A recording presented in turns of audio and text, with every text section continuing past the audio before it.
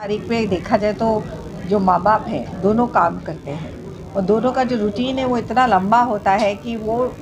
ये नहीं कि सब माँ बाप टाइम नहीं दे पाते, पर कुछ माँ बाप के पास टाइम नहीं होता है शुरू में देने के लिए, या कुछ माँ बाप चाहते हैं कि कुछ बेहतरीन शिक्षा मिले जो सिर्फ अगर हम पटना में पढ़ाएं या अगर हम सिर्फ दिल्ली में पढ़ाएं तो हम सिर्फ वहीं के बच्चों से इंटरेक्ट करेंगे,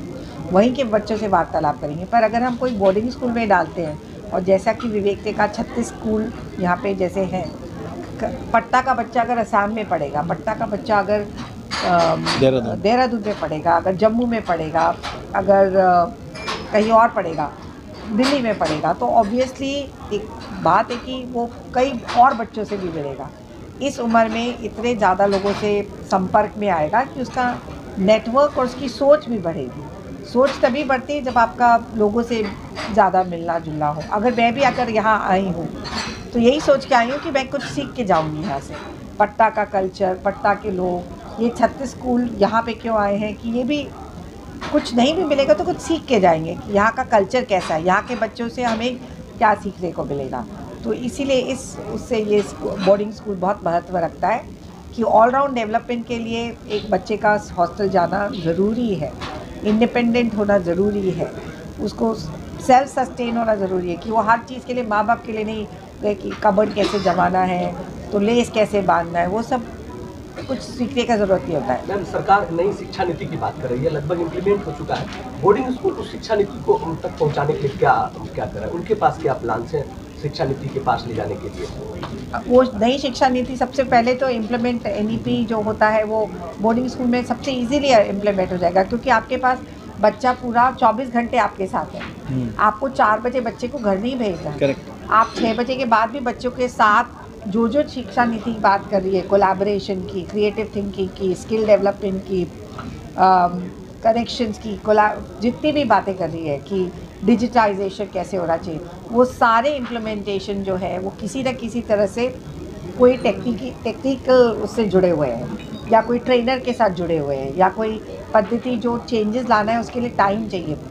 बोर्डिंग स्कूल के पास टाइम होता है इम्प्लीमेंट, स्पोर्ट इंटीग्रेशन करना है, आर्ट इंटीग्रेशन करना है, वो सब चीज़ें यहाँ पे बहुत,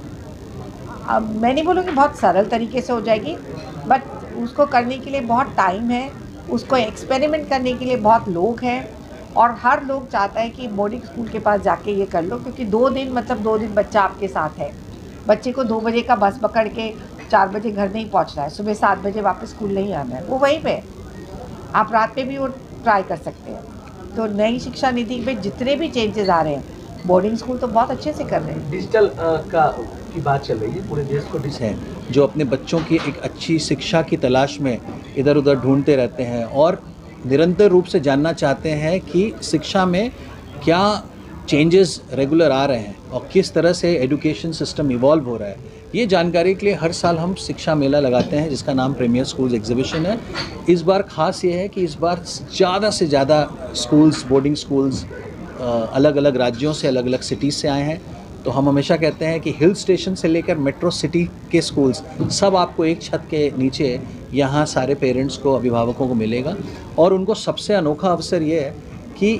कुछ घंटे बिता के वो सारी जानकारी शिक्षा रिलेटेड, बच्चों की होलिस्टिक एजुकेशन के लिए बोर्डिंग स्कूल क्या अवसर बच्चों को प्रदान करता है और साथ ही साथ में अलग अलग लोकेशंस, उनकी क्या कॉस्ट है, क्या सारी दिनचर्या रहती है, तो ये जानकारी इस एग्जीबिशन में प्राप्त होगी सारे अभिभावकों को। कितने बोर्डिंग स्कूल हैं जो इस एग्जीबिशन में है शामिल है? 36 बोर्डिंग स्कूल्स हैं अलग अलग राज्यों से, अराउंड 12 राज्यों से 36 बोर्डिंग स्कूल्स यहाँ पे है और हर फी ब्रैकेट और प्राइस रेंज के हैं। ख़ास बात यह है बहुत सारे बोर्डिंग स्कूल्स यहाँ पे कुछ मेरिटोरियस स्कॉलरशिप्स भी बच्चों को दे रहे हैं। हाँ, अब आप ये सोचेंगे कि बोर्डिंग स्कूल्स जो इतने हाई रैंकिंग अनोखे बोर्डिंग स्कूल्स यहाँ पे क्यों हैं, किस लिए पटना में आए हैं, तो हर बोर्डिंग स्कूल्स का ये उद्देश्य होता है एक स्टूडेंट डाइवर्सिटी। स्टूडेंट डाइवर्सिटी क्या है, हर एक राज्यों से बच्चे जब आते हैं, हर एक